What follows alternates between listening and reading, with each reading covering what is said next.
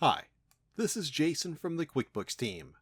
With QuickBooks Online Advanced, you can use QuickBooks to manage your fixed assets and help you track depreciation and automate your depreciation journal entries. Let's set up a new fixed asset, schedule depreciation for the asset, add multiple assets, and record the purchase of an asset. To start, select Bookkeeping, Fixed Assets. Note that your navigation may look like this. You can set up a single fixed asset or multiple at the same time. Let's set up a single asset for now. Select Add an Asset. First, name the asset. Use any name that makes sense to you. The description is optional, but you can use it to add any other details. Enter the purchase price. This is the full purchase price before any financing, minus any discounts, and plus any sales taxes, delivery charges, and installation fees. It's important to note that this doesn't record your purchase of the asset. That's recorded later in a separate window. You can also enter the salvage value of the asset. This is the estimated resale value of the asset at the end of its useful life. Then enter the depreciation start date. This is usually the date you started using the fixed asset. Next, choose the depreciation method for the fixed asset. Select the method from the list, or reach out to your accountant if you don't know which method to use.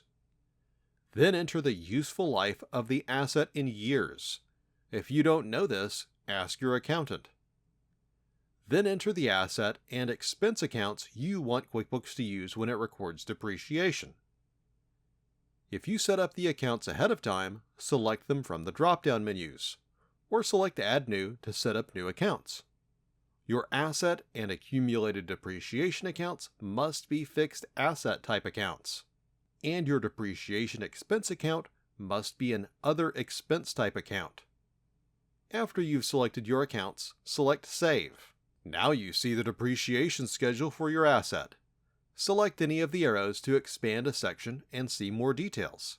It's important to note that QuickBooks doesn't record any historical journal entries.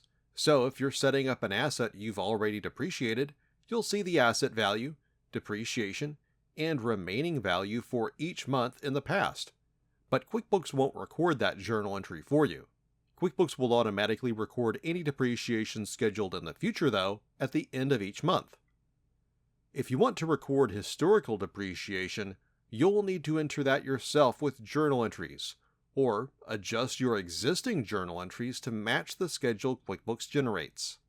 Use the Setup tab to change any of the asset's details. Close the window when you're done. If you ever need to look at the schedule again or change some details about the asset, select View.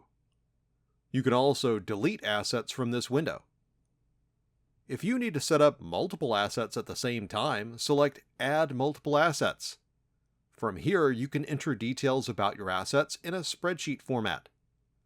If you already have details about your assets in a spreadsheet, you can copy and paste them into this window. Select Customize Columns to reorder the columns in QuickBooks to match those in your spreadsheet. Copy the information from your spreadsheet. Select a cell in QuickBooks and then paste the info to put it into QuickBooks. Then select Save. Remember that setting up an asset here doesn't put the asset on your books. Select Chart of Accounts. It's important to check the balance of the fixed asset account. If it's zero or isn't right, you may need to record the purchase, or set up a beginning balance for it with a journal entry if you purchased it in a previous year. You can record that transaction manually through the new menu, or if it was recent and you use online banking, you can record it after you download it from your bank. Make sure to use the same asset account you used earlier when you set up the fixed asset. Now you're ready to set up your fixed assets in QuickBooks Online.